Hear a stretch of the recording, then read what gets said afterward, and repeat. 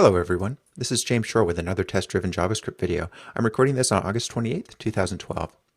When we left off last time, we had just finished getting our server to serve a static file. And that finishes off our next user story. So we're serving a one-file homepage. It's been a week or two since I recorded last, so let's just make sure everything's working. Yep. And now what we're going to do is serve 404. So we want this to, we're serving a home page, but we don't have it set up so that it's serving, so it knows what our requests are. If we serve anything at all, if the server is running, it sends a response to every single URL we've got. So let's go ahead and get that set up for doing the 404. So how do we want to do that? I guess the first thing to do would be to we need some way of telling the server that we only want it to serve the file for a particular URL. So let's go ahead and modify this. Let's have it say that when we serve the file, we want the URL to be /. And here we'll say URL to respond to. Now, this may seem a little weird, but I'm just sort of thinking about how I want this to work.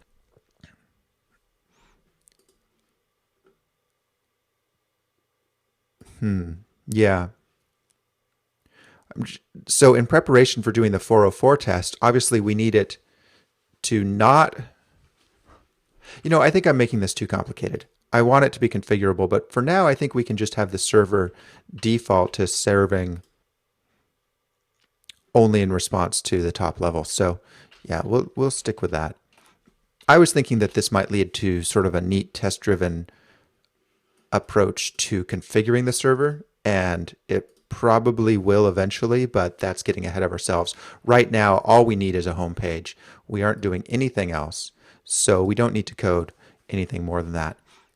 So let's write a test that says server returns 404 for everything except homepage. Now, it's not possible for me to test everything except for the homepage, obviously, sort of the unicorn in the garage problem. But well, I won't get into that. But basically, you can't prove that something doesn't exist.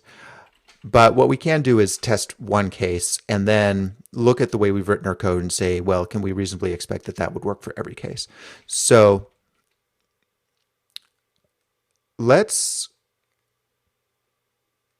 and there's also the question, do we want to do a custom 404?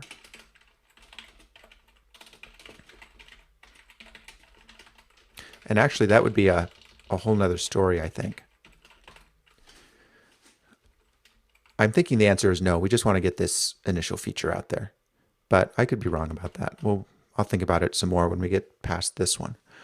So we want to serve. Let's start by copying this. It's been a couple of weeks since I recorded, so it might take me a few minutes to sort of get back into this. But let's just start by copying this, have it work exactly the same way, except now we'll ask for something arbitrary, and we'll say that we expect the result to be 404. And let's just comment that part out for now. Now I'm expecting this to fail. It should fail saying that there is no 404 error. Yeah, it does. Okay, that's good. And I just want to confirm that we are still seeing our test stop. Actually, we know it is because the test.done is being called.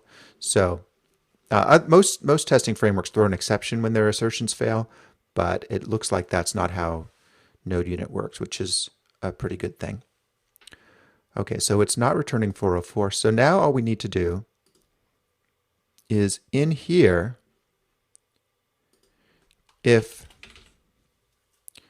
the request doesn't, if the URL, if the request isn't a slash, then we're done.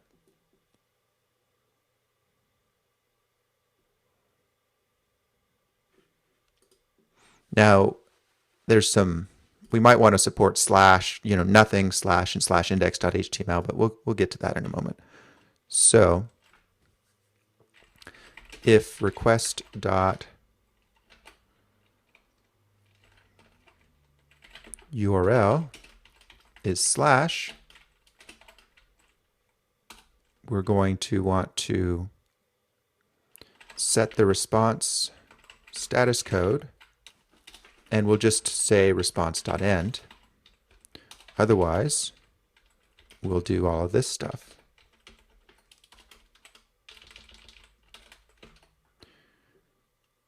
All right. Is that going to work? I really don't know.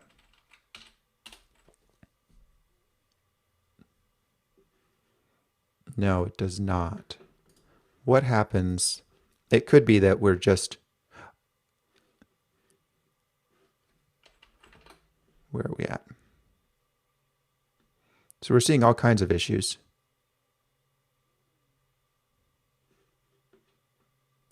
Oh, did I get that backwards? Yes, I got that backwards. Silly me.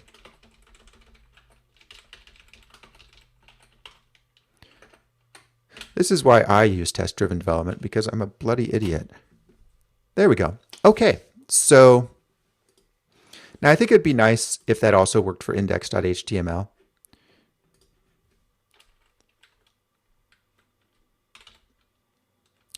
But before we go there, let's go ahead and factor out this code. It's pretty ugly here, so I think we can improve it. First off, we really, I think, well, I was going to say I think we need to generate the test data every time, but actually I don't think that's actually true. But this code where we're actually doing the get, I think we can factor that out nicely. Let's try factoring this code out into a nice little function that looks like this. Let's say we want an HTTP GET, pass in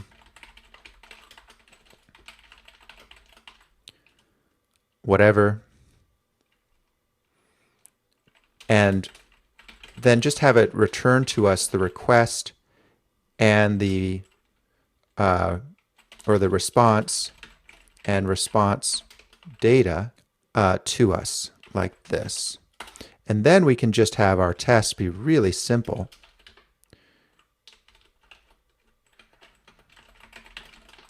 That would be our test right there. Let's see if that works.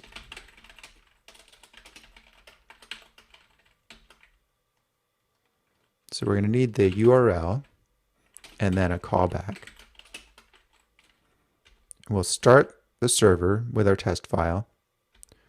Our request will be to the URL.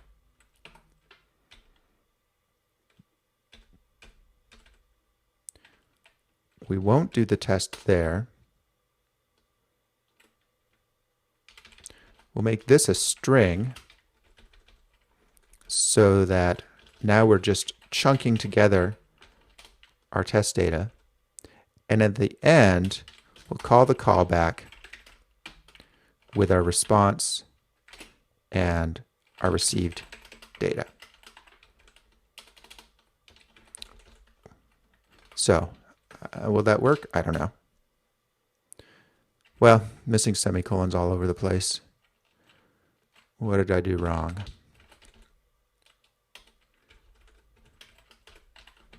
All right, let's try that again. Oh, we don't need that. We need it here.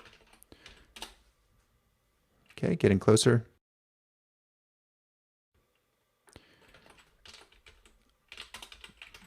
there's some sort of issue with lint where, although this doesn't really need to be a self-executing function, lint complains if it's not. If you use a function before it's declared. And then here. Okay. There, I think we passed lint. But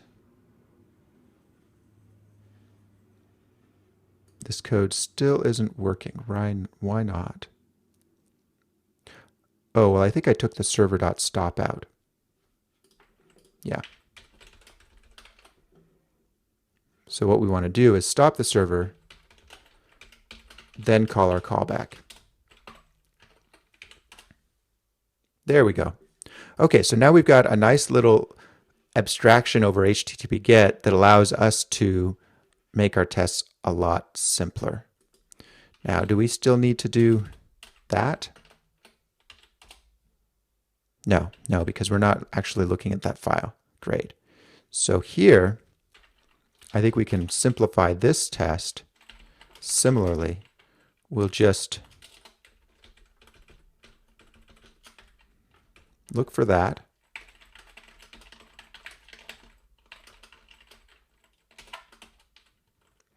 And then we're going to be testing the status code.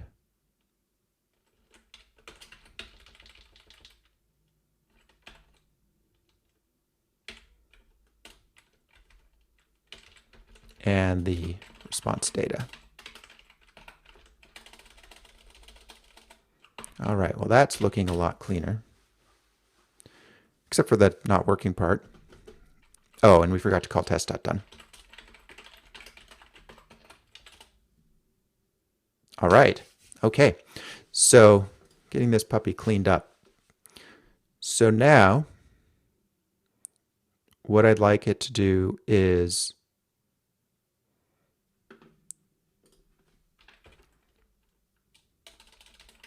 serves homepage from file is what that is. And let's also make sure, let's see, let's put this here. We'll say that server also returns homepage when asked for index. So what we'll want to do here is basically this.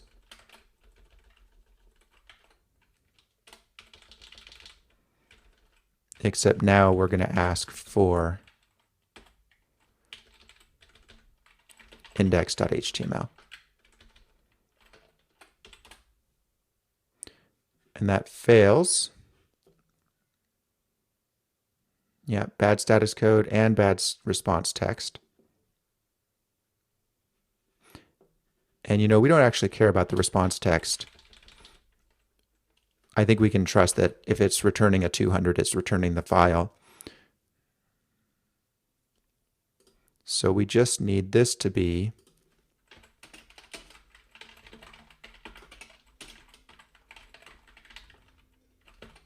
By the way, I don't know if I've explained this on camera yet. If you're new to JavaScript, the reason I'm using equal, equal, equal instead of just the normal equal, equal is that JavaScript does this bizarre coercion when you compare two values that can lead to bugs. So it's best to use the triple equals rather than a normal double equals.